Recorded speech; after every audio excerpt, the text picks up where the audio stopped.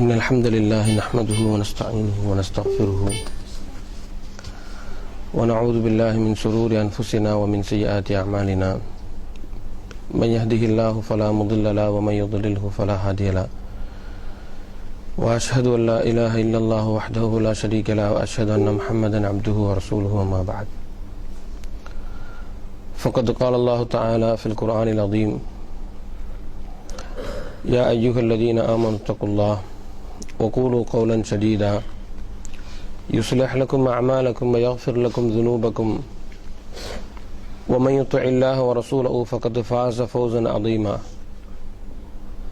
أما بعد فإن أصدق الحديث كتاب الله وخير الهدي هدي محمد صلى الله عليه وسلم وشر الأمور محدثاتها وكل محدثة بدعة وكل بدعة ضلالة وكل ضلالة في النار وبعد எல்லாம் அல்ல அல்லாஹுவின் அன்பும் பேருதவியும் அகிலத்தின் அருள் கொடையாம் அண்ணன் நபி ஸல்லல்லாஹு அலைஹி வஸல்லம் அன்னவர்கள் மீதும் அன்னாரின் வாழ்க்கை வழிநின்று வாழ்ந்த சத்திய சஹாபாக்கள் தாபிஈன்கள் தாபிஈன்கள் ஏகத்துவ கொள்கை உலகெங்கும் எடுத்து சொல்லிய நல்லறிஞர்கள் இங்கே அமர்ந்திருக்கும் நம் எல்லோர் மீதும் என்றென்றும் நின்றமாக. அல்லாஹுவின் நல்லடியார்களே, இஸ்லாமிய மார்க்கத்தை கடைபிடித்து வாழக்கூடிய இஸ்லாமிய சமூகத்துக்கு மத்தியில் வணக்கத்துக்குரியவன் அல்லாஹ்வை தவிர வேறு யாரும் இல்லை என்கின்ற ஏகத்துவ கொள்கையையும், பின்பற்றுவதற்கு தகுதியானவர் நபிகள் நாயகம் ஸல்லல்லாஹு அலைஹி வஸல்லம் அன்னவர்களை தவிர வேறு யாரும் இல்லை என்கின்ற தூதுத்துவ கொள்கையையும் சரியாக புரியாத காரணத்தினால்தான் ஏகத்துவ கொள்கைக்கு எதிரான இணை வைப்பும் தூதுத்துவ கொள்கைக்கு எதிரான பிதஅத் அனாச்சாரங்களும் இந்த இஸ்லாமிய சமூகத்துக்கு மத்தியிலே மலிந்து காணப்படுகிறது. எனவே இந்த சமுதாயத்தை இதுபோன்ற அனாச்சாரங்களிலிருந்து மீட்டெடுப்பதற்காக கடந்த பல மாதங்கள் இணை வைப்புக்கு எதிரான பிரச்சாரத்தை நாம் செய்தோம்.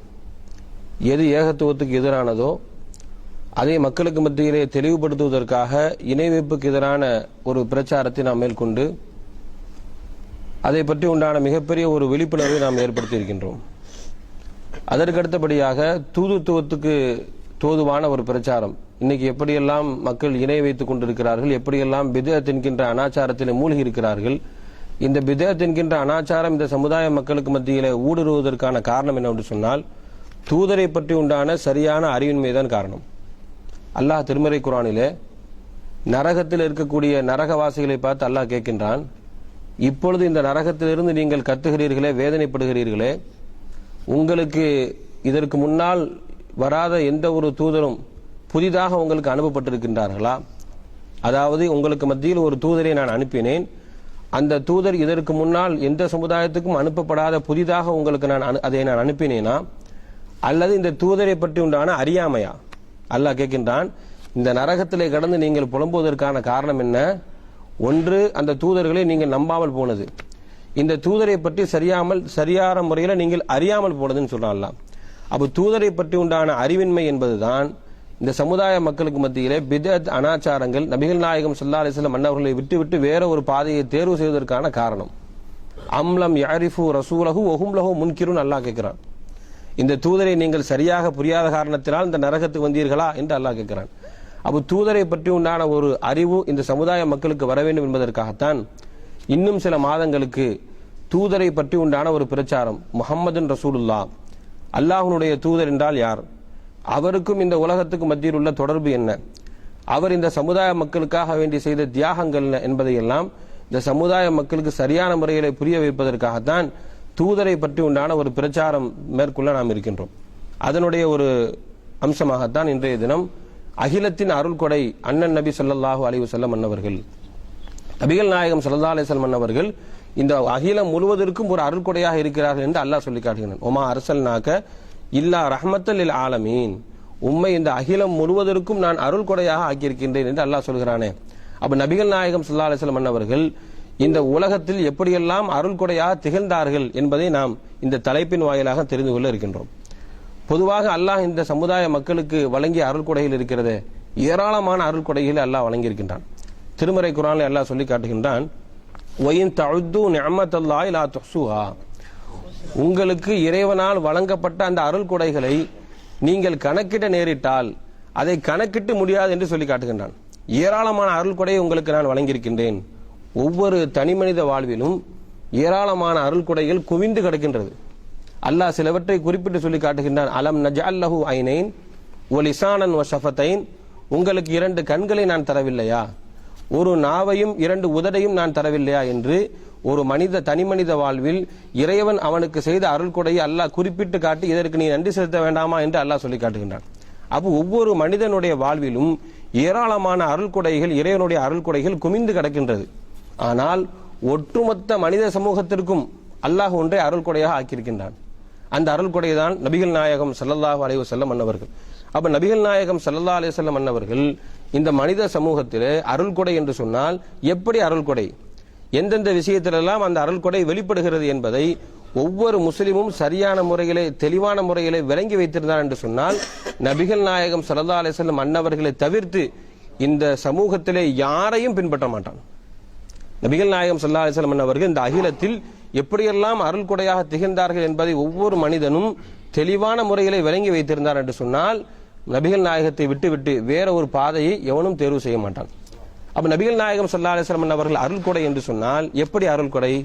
அல்லாஹ் திருமறை குர்ஆனில் சொல்லி காட்டுகின்றான், ஒட்டுமொத்த மூமின்களுக்கும் அருள் கொடையாக இந்த நபிகள் நாயகத்தை நான் ஆக்கியிருக்கின்றேன். லக்கது மன்னல்லாஹு அலல் முஃமினீன இது பஅஸ ஃபீஹிம் ரசூலம் மின்ஹும் யத்லு அலைஹிம் ஆயாத்திஹி வ யுஸக்கீஹிம் வ யுஅல்லிமுஹுமுல் கிதாப வல் ஹிக்மா வ இன் கானூ மின் கப்லு லஃபீ ضلالٍ முபீன். அல்லாஹ் இந்த மூமின்களுக்கெல்லாம் மிகப்பெரிய ஒரு பேர் உபகாரம் செய்திருக்கின்றான். ஒட்டுமொத்த மூமின்களுக்கும் அல்லாஹ் பேர் உபகாரம் செய்திருக்கின்றான். என்ன பேர் உபகாரம் தெரியுமா? இந்த தூதரை அவர்களுக்கு நான் வழங்கியது பேர் உபகாரம் சொல்லி காட்டுறான். இந்த மனித சமூகத்திற்கு இறைவன் ஒரு தூதரை அனுப்பினானே, அப்படி அனுப்பியதே மிகப்பெரிய ஒரு பேர் உபகாரம் என்று சொல்லி காட்டுகின்றான். எப்படிப்பட்ட சமூகம்? நரகத்தினுடைய விளிம்பில் இருந்த அந்த மனிதர்களை மீட்டெடுப்பதற்காக அல்லாஹ் ஒரு தூதரை தேர்வு செய்து அந்த மூமின்களுக்கு அனுப்பியது மிகப்பெரிய ஒரு பேர் உபகாரம் என்று சொல்லி காட்டுகிறான். இது மூமின்களை மாத்திரம் அல்லாஹ் என்ன செய்யறான் சொல்லி காட்டுறான். இன்னொரு வசனத்தை அல்லாஹ் சொல்லி காட்டுறான், உலகம் முழுவதற்கும் பேர் உபகாரம், உலகம் முழுவதிலும் அருள் கொடை என்று சொல்லி காட்டுகின்றான். அப்போ உலகம் முழுவதற்கும் அருள் கொடையாக நபிகள் நாயகம் ஸல்லல்லாஹு அலைஹி வஸல்லம் அவர்கள் இருந்தார்கள் என்று சொன்னால் அந்த அருள் கொடையினுடைய முதல் அம்சம் தூதராக நமக்கு இறைவனால் அனுப்பப்பட்டது. இரண்டாவது அம்சம் என்ன தெரியுமா? ஒவ்வொரு விஷயத்திலும் ஒரு மனிதனுடைய வாழ்வில் அனைத்து துறைகளிலும் தெளிவான ஒரு வழிகாட்டுதலை, தெளிவான ஒரு முன்மாதிரியை நமக்கு தந்துட்டு போனாங்களே, அது மிகப்பெரிய ஒரு பேரருள். அல்லாஹ்வுடைய தூதர் நபிகள் நாயகம் ஸல்லல்லாஹு அலைஹி வஸல்லம் அவர்கள் இறைச்செய்தியை மாத்திரம் நம்மள்ட்ட தந்துட்டு போகல. அல்லாஹ்வை நீங்க தொழுவுங்கள், நோன்பெறுங்கள் என்று சொல்லி இறைவனுடைய வகை செய்தியை சொல்வதோடு மாத்திரம் அவருடைய வாழ்க்கையை முடித்துக் கொள்ளாமல் அவர்கள் எதையெல்லாம் சொன்னார்களோ அந்த ஒவ்வொரு விஷயத்திலும் தன்னுடைய வாழ்வில் கடைபிடித்து காட்டி ஒரு முன் உதாரணமாக திகழ்ந்தார்களே, அப்படிப்பட்ட அந்த வாழ்க்கை என்பது நமக்கு இறைவனுடைய மிகப்பெரிய பேர் அருள். அல்லாஹ் அதை சொல்லி காட்டான், லக்கது கான லக்கும் ஃபீ ரசூலில்லாஹி உஸ்வத்துன் ஹஸனா, இந்த தூதருடைய விஷயத்தில் உங்களுக்கு அழகான முன்மாதிரி இருக்குன்னு சொல்றானே, அந்த முன்மாதிரி நமக்கு ஒரு பேரருள் தான். அதை நம்ம யாரும் என்ன செய்யல, ஒரு அருளாகவே நாம் அதை விளங்கவில்லை. அல்லாஹ் திருமறை குர்ஆனில் சொல்லி காட்டுகின்றான், இந்த தூதருடைய வாழ்வில் அழகான முன்மாதிரி இருக்கிறது. எப்படிப்பட்ட முன்மாதிரி? ஒவ்வொரு விஷயத்தையும் நமக்கு சொல்லிக் கொடுக்குறாங்க. அவருடைய வாழ்க்கையில் நமக்கு சொல்லிக் கொடுக்காத எந்த விஷயமும் கிடையாது. எப்படி அல்லாஹ் தஆலா இந்த திருமறை குர்ஆனில் எதையுமே நான் விட்டு வைக்கவில்லை என்று சொல்றானோ, அல்லாஹ் திருமறை குர்ஆனை பற்றி சொல்லி காட்டுகின்றான், மா ஃபர்ரத்தனா ஃபில் கிதாபி மின் ஷை, இந்த வேதத்தில் உங்களுக்கு எதையும் நான் விட்டு வைக்கவில்லை, எல்லாவற்றையும் நான் உங்களுக்கு சொல்லிவிட்டேன்னு சொல்றான்.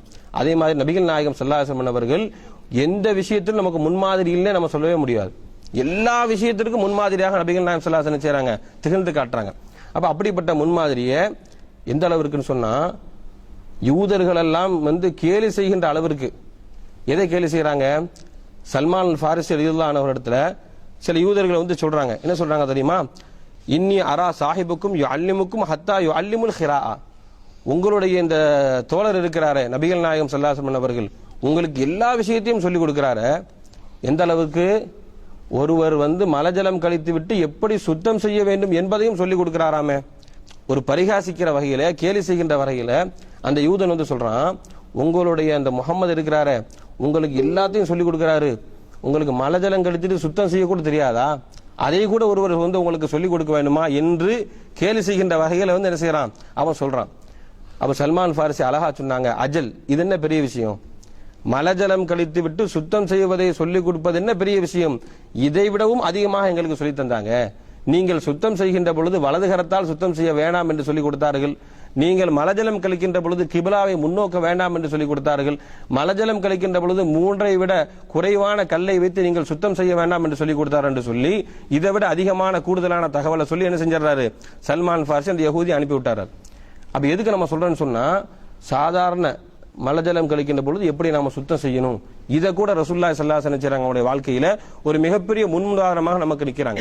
அப்ப முன் உதாரணம் என்பது நமக்கு இறைவன் வழங்கிய மிகப்பெரிய ஒரு பேர் அருள். நபிகள் நாயகம் ஸல்லல்லாஹு அலைஹி வஸல்லம் ஒரு வீதியை கடந்து போய்கிட்டு இருக்கிறாங்க. ஒருவர் ஒரு ஆட்டை அறுத்துக்கிட்டு இருக்கிறாரு. அவர் ஆட்டை அறுக்கிறாரு, எப்படி உரிக்கணும் என்ன ஒன்றும் தெரியல, தப்பும் தவறுமாக செய்து கொண்டு இருக்கிறார். ரசூல் ஸல்லல்லாஹு அலைஹி வஸல்லம் போனவங்க என்ன செய்யறாங்க, நின்று அவங்களுக்கு சொல்லி கொடுக்குறாங்க எப்படி ஆட்டை உரிக்கணும், எப்படி கறியை வெட்டணும் சொல்லி மிக இலகுவான முறை என்ன செய்யறாங்க அதை சொல்லி கொடுக்குறாங்க.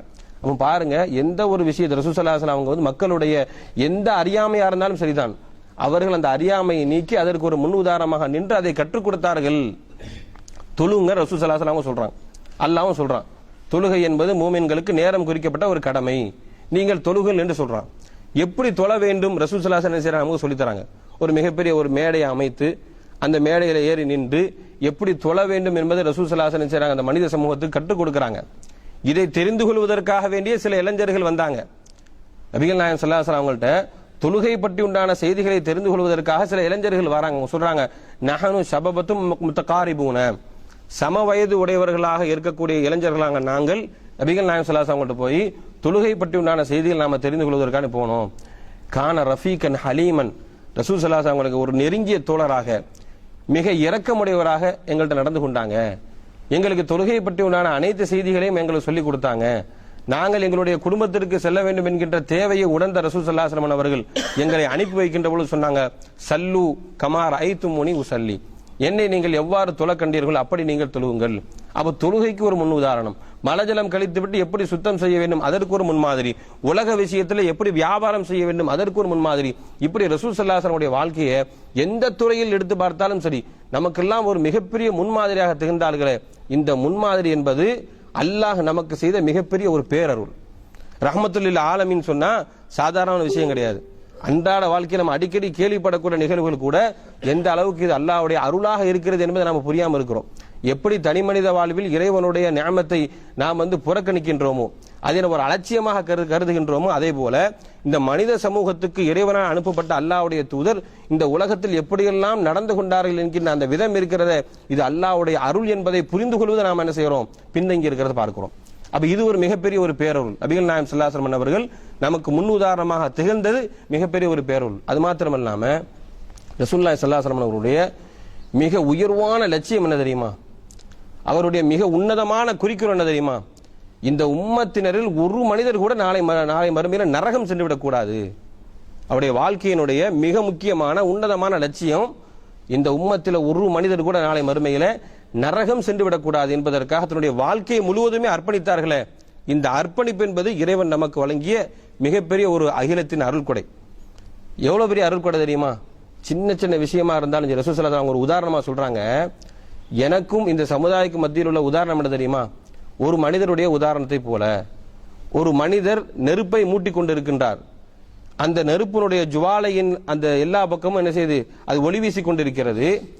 அதில் சில சில விட்டில் பூச்சிகளும் சில சின்ன சின்ன பூச்சிகளும் அதில் விழுகிறது. அந்த மனிதர் அதை விழாத அளவிற்கு குச்சியை வைத்து தட்டிக்கொண்டே இருக்கிறார். இந்த மனிதருக்கு உதாரணம் தான் நான். நரகத்தின்பால் நீங்கள் எல்லாம் விரைந்து சென்று கொண்டிருக்கிறீர்கள். அந்த நரகத்திலே விழுந்து விடாமல் உங்களை பிடித்து நான் நிறுத்தி கொண்டிருக்கின்றேன். என்னுடைய பிடியில் இருந்து வேகமாக மீறிக்கொண்டு நீங்க அந்த நரகத்திலே விழுந்து கொண்டிருக்கிறீர்கள் ரசூலுல்லாஹி ஸல்லல்லாஹு அலைஹி வஸல்லம் சொல்றாங்க. அப்ப நரகத்துக்கு சென்று விடக்கூடாது என்பதில் நபிகள் நாயகம் ஸல்லல்லாஹு அலைஹி வஸல்லம் அவர்கள் மிகப்பெரிய கவனமாக இருந்தார்கள் தெரியுமா. இது அல்லாஹ் நமக்கு வழங்கிய மிகப்பெரிய ஒரு பேரருள். எந்த அளவுக்கு தெரியுமா, ரசூலுல்லாஹி ஸல்லல்லாஹு அலைஹி வஸல்லம் அவர்கள் ஒரு சிறுவன், நம்ம அடிக்கடி கேள்விப்பட்ட நிகழ்வு தான்.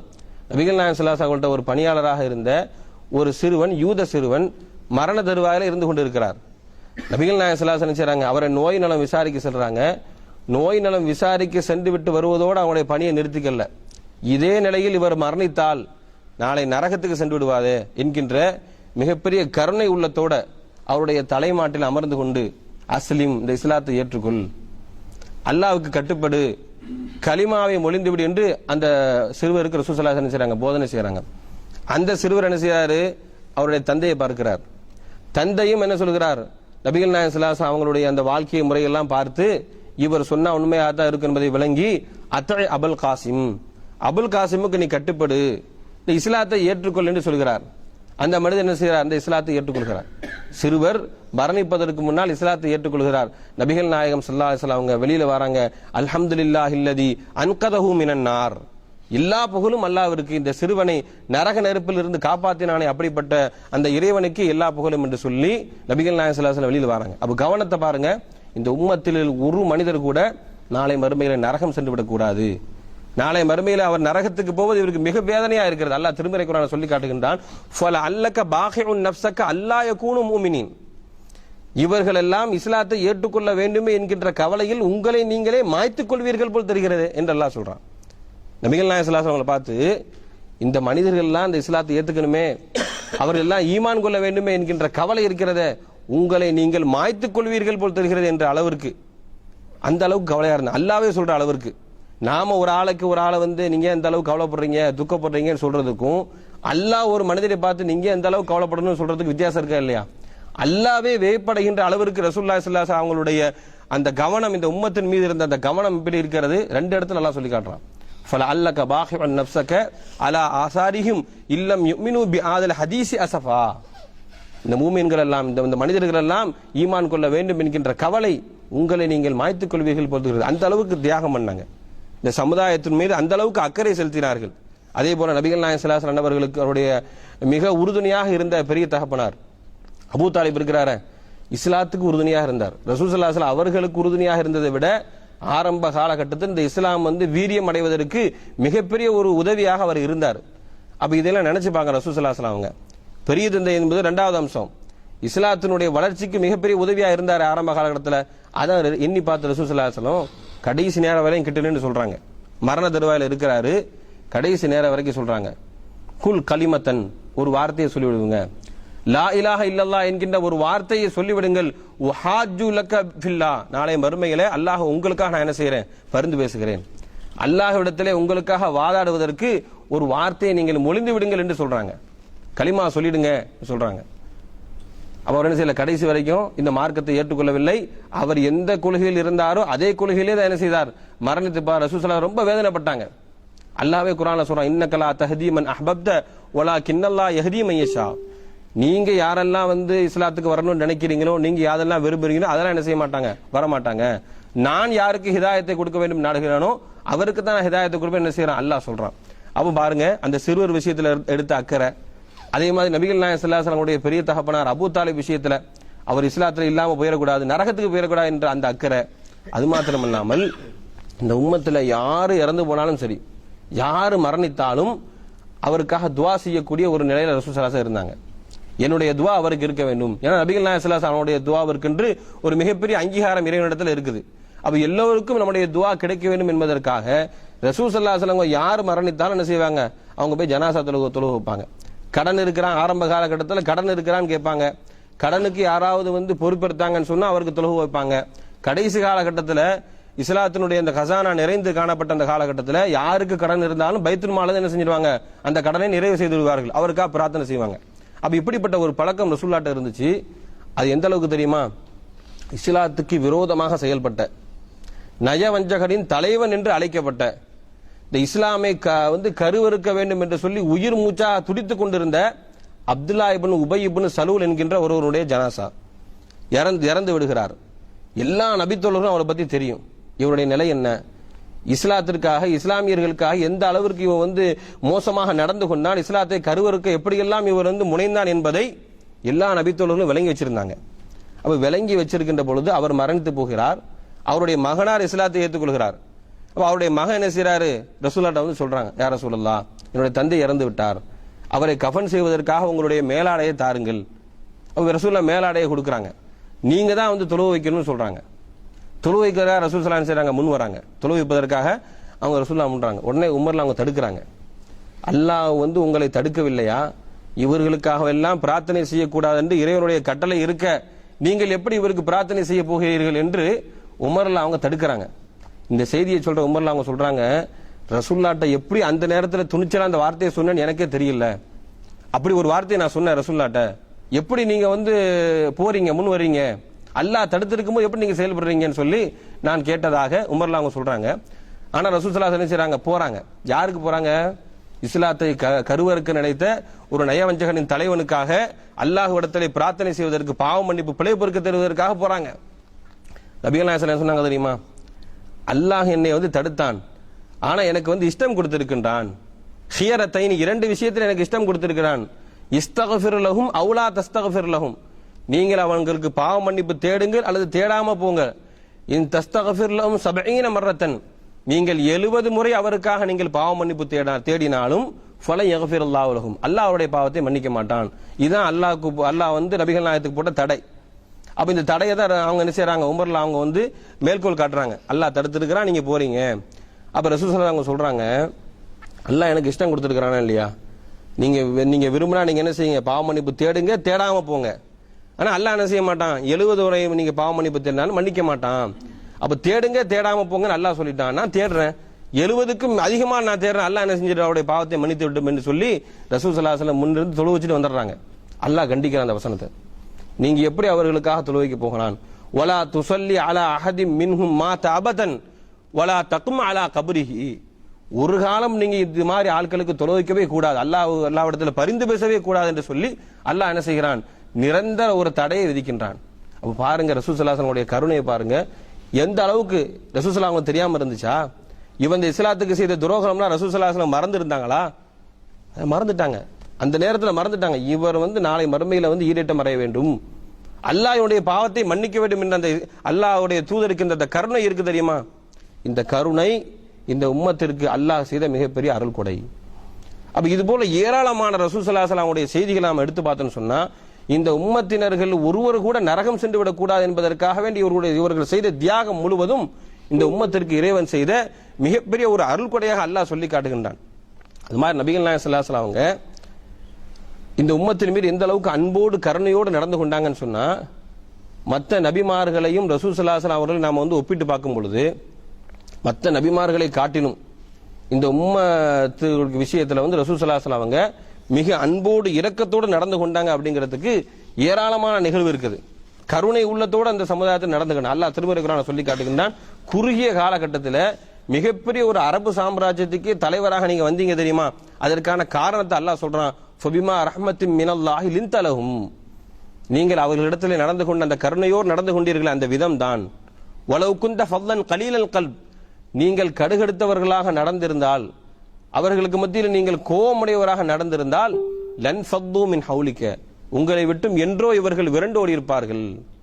ஃபஸ்தக்ஃபிர் லஹும், இவர்களுக்காக நீங்க பாவ மன்னிப்பு தேடுங்க. ஃபஅஃபு அன்ஹும், அவர்களை நீங்கள் அலட்சியப்படுத்தி விடுங்கள், அவர்களுக்காக பாவ மன்னிப்பு தேடுங்கள். வஸாவிருஹும் ஃபில் அம்ர், நீங்கள் காரியங்களை முடிவு செய்கின்ற பொழுது அவர்களிடத்தில் கலந்து ஆலோசனை செய்யுங்கள். அல்லாஹ் என்ன செய்யறான் சொல்லி காட்டுறான். அப்ப அல்லாஹ் சொல்றான், அவன் அந்த சமுதாய மக்களுக்கு மத்தியில மிக கருணை உள்ளத்தோட நபிகள் நாயகம் ஸல்லல்லாஹு அலைஹி வஸல்லம் செஞ்சாங்க, நடந்து கொண்டாங்க சொல்றாங்கல்ல. இந்த கருணை எந்த அளவுக்கு இருந்துச்சு தெரியுமா? நபிகள் நாயகம் ஸல்லல்லாஹு அலைஹி வஸல்லம் சொல்றாங்க, எல்லா நபிமார்களுக்கும் அல்லாஹ் ஒரு பிரத்யோகமான துஆவை கொடுத்திருந்தான். லிகுல்லி நபியின் தஅவத்துன் முஸ்தஜாபா, கேட்டால் உடனே கிடைக்கும் என்கின்ற சிறப்பு அங்கீகாரம் பெற்ற ஒரு துஆவை எல்லா நபிமார்களுக்கும் அல்லாஹ் கொடுத்திருந்தான். எல்லா நபிமார்களும் அதை பயன்படுத்தி விட்டார்கள். எல்லா நபிமார்களும் அதை பயன்படுத்தி விட்டார்கள். நான் என்னுடைய உம்மத்தினுடைய பரிந்துரைக்காக நாளை மறுமையில் அதை நான் சேமித்து வைத்திருக்கிறேன்னு சொன்னாங்க ரசூலுல்லாஹி ஸல்லல்லாஹு அலைஹி வஸல்லம். எல்லா நபிமார்களும் அந்த துஆவை பயன்படுத்திட்டாங்க. என்னென்ன அவங்களுடைய தேவையோ உம்மத்தினுடைய தேவையோ அதை கேட்டு முடித்து விட்டார்கள். ஆனால் எனக்கு இறைவன் வழங்கிய அந்த பிரார்த்தனை நாளை மறுமையில் கியாமத் நாளிலே என்னுடைய சமுதாயத்துக்கு பரிந்துரை செய்வதற்காக நான் சேமித்து வைத்திருக்கிறேன் என்று சொல்றாங்கன்னு சொன்னா, அப்ப எந்த அளவுக்கு சமுதாயத்தின் மீது அக்கறை கொண்டாங்க, எந்த அளவுக்கு கருணை உள்ளத்தோடு அந்த சமுதாயத்தை பார்த்திருந்தால் இப்படிப்பட்ட ஒரு நிலை ரசூல் ஸல்லல்லாஹு அலைஹி வஸல்லம் அவங்க என்ன செய்வாங்க, எடுத்திருப்பாங்க. நாம ஒரு விஷயத்தை சிந்தித்து பார்க்க வேண்டும். இந்த உலகத்தில் அவங்க 23 ஆண்டு காலம் ஏகத்துவ பிரச்சாரத்தை துவங்கியதிலிருந்து 23 ஆண்டு காலமும் ஒரு தடவை கூட இந்த துவாவை அவர் பயன்படுத்துவதற்கு நேரம் வரவே இல்லையா? எப்படிப்பட்ட கட்டத்திலாம் ரசூலுல்லாஹ் சந்திச்சாங்க, வாழ்க்கையில எப்படிப்பட்ட கொடுமையெல்லாம் அனுபவிச்சாங்க. கேட்டா உடனே கிடைக்கும், ஆனா ரசூல் ஸல்லல்லாஹு என்ன செய்யல, கேட்கவே இல்லை. எந்த அளவுக்கு தெரியுமா, உஹது யுத்த காலத்துல நபிகள் நாயகம் ஸல்லல்லாஹு அலைஹி வஸல்லம் கோர பல்கள் உடைக்கப்பட்டு சிதைக்கப்பட்ட மிக காயமான நிலையில் ஏற்படுறாங்க. மயக்கமுற அளவுக்கு ரசூல் ஸல்லல்லாஹு அலைஹி வஸல்லம் காயம் ஏற்படுது. இதை பத்தி ஆயிஷா நாயகி கேட்கிறாங்க, அல்லாஹ்வின் தூதரே, உங்களுக்கு உஹது யுத்த காலத்தில் நடந்த இந்த கொடூரம் இருக்கு தெரியுமா, இந்த கடுமை, இதை விட கடுமையான நிலை உங்களுடைய வாழ்க்கையில் என்றைக்காவது நடந்திருக்குதான்னு கேட்கிறாங்க. அப்போ நபிகள் நாயகம் ஸல்லல்லாஹு அலைஹி வஸல்லம் நடந்திருக்கிறது, இதை விட கடுமையான நிலையை நான் தாயிஃபிலே சந்தித்தேன். தாயிஃபுடைய சம்பவம் நம்ம அடிக்கடி கேள்விப்பட்டிருக்கிறோம். தாயிஃப்னு சொன்னாலே நாவர்பாவுடைய பாட்டு தான் நமக்கு ஞாபகத்துக்கு வரும். தாயிஃப் நகரத்தில் ரசூல் ஸல்லல்லாஹு அலைஹி வஸல்லம் அவங்களுக்கு நடந்த அந்த கொடுமை இருக்கு தெரியுமா, அது உஹது யுத்த காலத்தை விட பன்மடங்கு அதிகம் ரசூல் ஸல்லல்லாஹு அலைஹி வஸல்லம் சொல்லி காட்டுறாங்க. அந்த அளவுக்கு மிக கொடுமையான ஒரு நிலையை நான் சந்தித்தேன். என்னை அடித்தார்கள், காயப்படுத்தினார்கள். அப்ப மலக்குகள் மூலமாக அல்லாஹ் என்ன செய்யறான், உங்களுக்கு இஷ்டம் கொடுக்குறான். நீங்க ஒரே ஒரு வார்த்தை சொல்லுங்க, இந்த மலைகளுக்கு மத்தியில் இந்த சமுதாயத்தை நான் அழித்து விடுகிறேன். அல்லாஹ் என்ன செய்யறான் சொல்றான். நபிகள் நாயகம் ஸல்லல்லாஹு அலைஹி வஸல்லம் என்ன செஞ்சாங்க தெரியுமா, அந்த நேரத்தில் அந்த துஆவை பயன்படுத்தினா உடனே நடக்கும், கேட்டா உடனே கிடைக்கும். ஆனா நபிகள் நாயகம் ஸல்லல்லாஹு அலைஹி வஸல்லம் கேட்டாங்களா, அல்லாஹும் மக்ஃபிர் லி கௌமி ஃபஇன்னஹும் லா யஅலமூன், இப்படிதான் துஆ செஞ்சாங்க. இறைவா என்னுடைய சமுதாயத்தை மன்னித்து விடு, அவர்கள் அறியாமல் செய்து கொண்டிருக்கிறார்கள். என்னுடைய சமுதாய மக்கள் விளங்காமல் இப்படி செய்து கொண்டிருக்கிறார்கள், அவர்களை நீ மன்னித்து விடு என்றுதான் என்ன செஞ்சாங்க நபிகள் நாயகம் ஸல்லல்லாஹு அலைஹி வஸல்லம் பிரார்த்தனை செய்தார்கள். தவிர அவர்கள் நினைத்திருந்தால், இந்த பிரார்த்தனையை பயன்படுத்தி இருந்தால், கேட்டால் உடனே கிடைக்கும் என்கின்ற சிறப்பு அம்சமான அந்த பிரார்த்தனையை ரசூல் ஸல்லல்லாஹு அலைஹி வஸல்லம் பயன்படுத்தி இருந்தால் உடனே அந்த சமூகம் என்ன செய்யும், அழிக்கப்பட்டிருக்கும். நபிகள் நாயகம் ஸல்லல்லாஹு அலைஹி வஸல்லம் சொன்னாங்க, இவர்களுக்கு பின்னால் இவருடைய சந்ததியில் இருக்கிறார்களே அவர்களாவது இந்த இஸ்லாத்தை ஏற்றுக்கொள்வார்கள். இவர்கள் ஏற்றுக்கொள்ளாவிட்டாலும் கூட இவர்களுக்கு பின்னால் வரக்கூடிய சந்ததிகளாவது இந்த இஸ்லாத்தை ஏற்றுக்கொள்வார்கள் என்று நபிகள் நாயகம் ஸல்லல்லாஹு அலைஹி வஸல்லம் சொன்னாங்க தெரியுமா. அப்ப எந்த அளவுக்கு ரசூல் ஸல்லல்லாஹு அலைஹி வஸல்லம் கருணையா இருந்திருக்கிறாங்க. நபிகள் நாயகம் ஸல்லல்லாஹு அலைஹி வஸல்லம் அவங்க சொல்றாங்க, நாளை மறுமையில நான் எதுக்கு சொல்றேன்னு சொன்னா, ரசூல் ஸல்லல்லாஹு அலைஹி வஸல்லம் அவங்களுக்கு பிரார்த்தனையை பயன்படுத்துவதற்கான நேரங்கள் பல வழங்கப்பட்டும் கூட அதை உம்மத்தினர்களுக்காக ரசூல் ஸல்லல்லாஹு அலைஹி வஸல்லம் சேமித்து வைக்கிறாங்க. சில நபிமார்கள், எல்லா நபிமார்களும் அதை பயன்படுத்தி விட்டார்கள், சில நபிமார்கள் அந்த சமுதாயத்துக்கு எதிராகவே பயன்படுத்திட்டாங்க. நபிகள் நாயகம் ஸல்லல்லாஹு அலைஹி வஸல்லம் சொல்றாங்க, நாளை மறுமையில எல்லா மக்களும் மஹ்ஷர் மைதானத்தில் நிர்கதியா நிக்கிறாங்க. நம்ம நிலைமை என்ன ஆகும், ஏதாவது ஒரு முடிவு சொல்லப்பட்டு ஆக வேண்டுமே, சொர்க்கமா நரகமா நம்முடைய தீர்மானம் முடிவு செய்து ஆகப்பட வேண்டும் என்று கவலையோடு நிற்கின்ற நேரத்தில் எல்லா மனிதர்களும் ஆதம் அலைஹிஸ்ஸலாம் அவங்கள்ட்ட போவாங்கன்னு வருது இல்ல, அவங்கள்ட்ட போய் பரிந்து பேச சொல்லுவாங்க. அல்லாஹ்ட்ட நீங்க பரிந்து பேசுங்க, எங்களுக்காக அல்லாஹ்விடத்தில் நீங்கள் பரிந்துரை செய்யுங்கள் என்று சொல்லும் பொழுது ஆதம் அலைஹிஸ்ஸலாம் என்ன சொல்லுவாங்க, கலபத் ரப்பி கல்பன், என்னுடைய இறைவன் மிக கடுமையான கோபத்தில் இருக்கின்றான், இதற்கு முன்னால் இந்த இறைவன் இந்த அளவுக்கு கோபப்பட்டதே கிடையாது, இதற்கு பிறகும் அப்படிப்பட்ட ஒரு கோபம் அவனுக்கு ஏற்பட போகவும் கிடையாது என்று ஆதம் அலைஹிஸ்ஸலாம் சொல்றாங்க. சொல்லிட்டு சொல்றாங்க, இறைவன் என்னை ஒரு விஷயத்தை தடுத்திருந்தான், ஃபஅஸைது ரப்பி, நான் என்னுடைய இறைவனுக்கு மாறு செய்து விட்டேன், நப்சி நப்சி, என்னுடைய நிலைமை என்ன ஆகும் என்று தெரியாமல் நான் நின்று கொண்டிருக்கின்றேன், நீங்கள் நூஹ் அலைஹிஸ்ஸலாம் அவங்கள்ட்ட போங்கன்னு சொல்லி சொல்லுவாங்க. ஆதம் அலைஹிஸ்ஸலாம் அப்படி சொல்லுவாங்க. அப்போ நூஹ் நபிட்ட எல்லாரும் போவோம். நூஹ் நபிட்ட போகும்போது நூஹ் நபிட்ட சொல்லுவோம், உங்களை அல்லாஹ் சிறப்பா புகழ்ந்து சொல்றான், அப்தன் ஷக்கூரா, நன்றி உள்ள அடியார் என்று பாராட்டுற அளவுக்கு உங்களை சொல்றான், எங்களுக்காக அல்லாஹ்ட்ட நீங்க பரிந்து பேசுங்க என்று என்ன செய்யறாங்க மக்கள் எல்லாம் சொல்லுவாங்க. அப்ப நூஹ் அலைஹிஸ்ஸலாம் அவங்க சொல்லுவாங்க, இறைவன் எனக்கு ஒரு பிரார்த்தனையை தந்திருந்தான், ஃபதஅவுது அலா கௌமி, என்னுடைய சமுதாயத்துக்கு எதிராக அந்த பிரார்த்தனையை நான் பிரதிபலித்து விட்டேன், நப்சி நப்சி, என்னுடைய நிலைமை என்ன ஆகுமோ என்று தெரியாமல் நான் நின்று கொண்டிருக்கிறேன்னு சொல்றாங்க. எப்படிப்பட்ட நிலையில சமுதாயத்துக்கு எதிராக பிரார்த்தனை செஞ்சாங்க நூஹ் அலைஹிஸ்ஸலாம் அவங்க. 950 ஆண்டு காலம் அந்த சமுதாய மக்களுக்கு பிரச்சாரம் செய்தாங்க. இன்னி தஅவுது கௌமி லைலன் வ நஹாரா, இரவு பகலாக இந்த வேலை செஞ்சாங்க. வலம் யஸிதுஹும் இல்லா ஃபிராரா, நான் அவர்களை அழைக்க அழைக்க என்னை விட்டு அவர்கள் விரண்டோடி கொண்டே இருந்தார்கள். அல்லாஹ் இடத்துல நான் பிரார்த்தனை, ரப்பி லா ததர் அலல் அர்தி காஃபிரன் தையாரா, எந்த ஒரு காஃபிரையும் கூட இந்த உலகத்தில் நீ விட்டு வைக்காத, எல்லாத்தையும் அழைச்சிடு. இவர்களை விட்டு வைத்தால் இவர்களுக்கு பின்னால் வரக்கூடிய சந்ததியர்களும் கூட உருப்படுற மாதிரி தெரியல, அவர்களும் கூட உன்னை நம்புவவர்களாக இல்லை, எனவே இவர்களை அழித்து விடு என்று அவர்கள் செய்த பிரார்த்தனை அல்லாஹ் திருமறை குர்ஆன்ல சொல்லி காட்டுறான். இதை சொல்லுவாங்க நூஹ் அலைஹிஸ்ஸலாம் அவங்க மஹ்ஷர் மைதானத்தில், இறைவன் எனக்கு ஒரு பிரார்த்தனையை தந்திருந்தான், அந்த பிரார்த்தனை என்னுடைய சமுதாயத்துக்கு எதிராக நான் என்ன செய்து விட்டேன், கேட்டு விட்டேன், நப்சி நப்சி, என்னுடைய நிலைமை என்ன ஆகுமோ தெரியலே என்று அவங்க புலம்புவாங்கன்னு வருது. அப்ப நபிகள் நாயகம் ஸல்லல்லாஹு அலைஹி வஸல்லம் என்ன செஞ்சாங்க, சமுதாயத்துக்கு எதிராக ஒருபோதும் என்ன செய்யல, பிரார்த்தனை செய்ததே கிடையாது. இஸ்லாத்தை எதிர்க்க வந்தவர்களுக்கு எதிராக பிரார்த்தனை செய்தார்கள். தனிப்பட்ட அவருடைய வாழ்வில் நடந்த எந்த பிரச்சனைக்காக வேணும் ரசூல் ஸல்லல்லாஹு அலைஹி வஸல்லம் அவருக்கு எதிராக பிரார்த்தனை செய்தவே கிடையாது.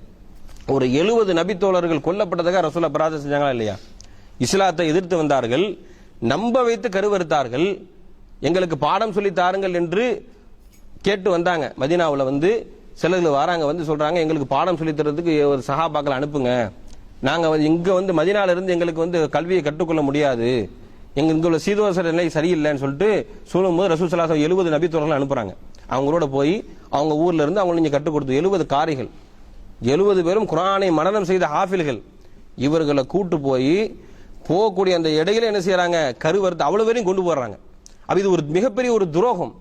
அப்ப இஸ்லாத்துக்கு எதிராக துரோகம் விளைவிக்கின்ற பொழுது, சமுதாயத்துக்கு எதிராக துரோகம் நடக்கின்ற பொழுதுதான் நபிகள் நாயகம் ஸல்லல்லாஹு அலைஹி வஸல்லம் அவங்க வந்து அந்த மக்களை மாத்திரம் அழிக்குமாறு பிரார்த்தனை செய்தார்களே தவிர இஸ்லாத்தை ஏற்றுக்கொள்ளாமல் இஸ்லாத்தை புரியாமல் இருந்த யாருக்கு எதிராகவும் நபிகள் நாயகம் ஸல்லல்லாஹு அலைஹி வஸல்லம் என்ன செய்யல, பிரார்த்தனை செய்தது கிடையாது. ஏன்னா அவங்களுடைய நோக்கம் அது அல்ல. அல்லாஹ் சொல்றான்ல, ஃபலஅல்லக பாகின் நஃப்ஸக அல்லா யகூனு முஃமினீன், இவர்கள்லாம் மூமின்களாக மாற வேண்டும் என்ற உங்களுடைய கவலை நீங்கள் உங்களை அழித்துக் கொள்வீர்கள் போல் தெரிகிறது என்றெல்லாம் சொல்றானே. அந்த அளவுக்கு இந்த சமுதாய மக்கள் மீது நபிகள் நாயகம் ஸல்லல்லாஹு அலைஹி வஸல்லம் அவர்கள் கொண்ட அந்த கருணை இருக்கிறத, இது அல்லாஹ் நமக்கு வழங்கிய மிகப்பெரிய ஒரு நிஅமத். அப்ப இந்த நிஅமத்துல நாம் என்ன செய்யணும், புரியணும். அல்லாஹ்வுடைய தூதர் இன்னைக்கு அகிலத்தின் அருள் கொடையாக திகழ்கிறார் என்று சொன்னால் என்னென்ன விஷயத்திலெல்லாம் அருள் கொடையா இருக்கிறாங்க, எப்படியெல்லாம் இந்த சமுதாய மக்களுக்காக வந்து தியாகங்கள் செய்தார்கள் என்பதையெல்லாம் ஒவ்வொரு மனிதனும் நபிகள் நாயகம் ஸல்லல்லாஹு அலைஹி வஸல்லம் வாழ்க்கையை வந்து முழுமையாக புரிந்து கொண்டார் என்று சொன்னால் அவன் என்ன செய்ய மாட்டான், ஒருபோதும் ரசூல் ஸல்லல்லாஹு அலைஹி வஸல்லம் அவங்களுடைய வழியை விட்டு மாறி போகவே மாட்டான். கடைசி கட்ட நிலையில் ரசூலுல்லாஹ் எச்சரிக்கை செய்றாங்க, இந்த சமுதாய மக்களை இஸ்லாத்தை முதல் அவருக்கு சொல்லுகின்ற பொழுது எந்த நிலையில் பார்த்தார்களோ அதே நிலை பிறகு அவருடைய வாழ்க்கையில் வந்துவிடக் கூடாது என்பதற்காக அவருடைய இறுதி பேருரையில் கூட, கடைசி பேருரையில் கூட நபிகள் நாயகம் ஸல்லல்லாஹு அலைஹி வஸல்லம் அவங்களுடைய மரண சாசனமாக சொல்றாங்க, ரசூலுல்லாஹ் நான் இன்றைக்கு உங்களுக்கு செய்யக்கூடிய இந்த பிரச்சாரம் இருக்கிறதே அது மரண சாசனம், இதற்கு பிறகு உங்களை சந்திப்பேனா என்று எனக்கு தெரியாது என்று சொல்லிவிட்டு பல்வேறு செய்திகளை சொல்றாங்க, பல்வேறு தீமைகளை எச்சரிக்கை செய்யறாங்க, பல நன்மைகளை வலியுறுத்தி சொல்றாங்க. இப்படி சொல்லிவிட்டு ரசூலுல்லாஹி ஸல்லல்லாஹு அலைஹி வஸல்லம் என்ன தெரியுமா, எனக்கு பிறகு நீங்கள் எல்லாம் இறை நிராகரிப்பாளர்களாக மாறிவிடாதீர்கள் என்று சொல்றாங்க. அதே மாதிரி நபிகள் நாயகம் ஸல்லல்லாஹு அலைஹி வஸல்லம் அவங்க இந்த மனிதர்களுக்கு அதிகமாக வலியுறுத்தி சொன்னது, கடைசி நேரத்தில் வலியுறுத்தி சொன்னது தெரியுமா, தரக்து ஃபீக்கும் ஸகலைனி, 2 கனமானவற்றின் மீது உங்களை நான் விட்டு செல்கிறேன். ஒன்று அல்லாஹ்வுடைய கயிறான திருமறை குர்ஆன், இந்த குர்ஆனை நீங்கள் வலுவாக பற்றி பிடித்துக் கொள்ளுங்கள், இதை பிடிக்கின்ற காலமெல்லாம் நீங்கள் ஒருபோதும் வழி தவற மாட்டீர்கள் என்று சொல்றாங்க. ஒரு நேரத்தை சொல்றாங்க, தரத்துக்கும் அலா மஹஜ்ஜத்தில் பைதா, வெள்ளை வெளியேர் என்ற பாதையிலே உங்களை நான் விட்டு செல்கிறேன், லைலுஹா கனஹாரிஹா, அதனுடைய இரவு கூட பகல் மாதிரி வெண்மையானது, அப்படிப்பட்ட தெளிவான பாதையிலே நான் உங்களை விட்டு செல்கின்றேன். இதற்கு பிறகும் கூட யார் வழிகட்டு போறானோ அவன் நஷ்டமடைந்து விட்டான் நபிகள் நாயகம் ஸல்லல்லாஹு அலைஹி வஸல்லம் சொல்றாங்க. அப்ப அப்படிப்பட்ட ஒரு தெளிவான ஒரு நடைமுறையை நமக்கு சொல்லி காட்டிவிட்டு அல்லாஹும் அதை நீங்கள் பின்பற்றுங்கள், லிதகூனு ஷுஹதா அலன்னாஸ், இப்படி பின்பற்றி நடக்கின்ற பொழுது உலக மக்களுக்கு நீங்க தான் முன் உதாரணம், வயகூனர் ரசூல் அலைக்கும் ஷஹீதா, இந்த தூதர் உங்களுக்கு முன் உதாரணம், அந்த தூதருடைய வாழ்க்கையை நீங்கள் கடைபிடித்து நடக்கின்ற பொழுது உலக மக்களுக்கு நீங்கள் ஒரு முன் உதாரணம். இன்னைக்கு நம்முடைய சின்ன பணிகளை பார்த்தும் கூட மாற்று மதத்தவர்கள்லாம் வியந்து போய் இந்த அளவுக்கு செயல்படுறீங்களே, இந்த அளவுக்கு உங்களுக்கு சொல்லித்தரது எது என்று கேட்கறாங்க தெரியுமா. நாம எதை சொல்லுவோம், எங்க மார்க்கம் அப்படி சொல்லுகிறது, எங்களுடைய தூதர் எங்களுக்கு அப்படி போதனை செய்கிறார். அப்ப அந்த தூதருடைய போதனையை எடுத்து வைக்கும் விதத்துல நபிகள் நாயகம் ஸல்லல்லாஹு அலைஹி வஸல்லம் நம்முடைய வாழ்க்கையில் எதையெல்லாம் கடைபிடித்து நடக்க வேண்டும் என்று சொல்லி முன்னுதாரணமாக காட்டினார்களோ அப்படிப்பட்ட வாழ்க்கையை நாம் கடைபிடித்து நடப்பது இறைவன் நமக்கு செய்த அருளுக்கு நாம் செய்யக்கூடிய நன்றி கடன். ஒவ்வொரு விஷயத்துக்கும் நாம நன்றி கடன் செய்தே ஆகணும்.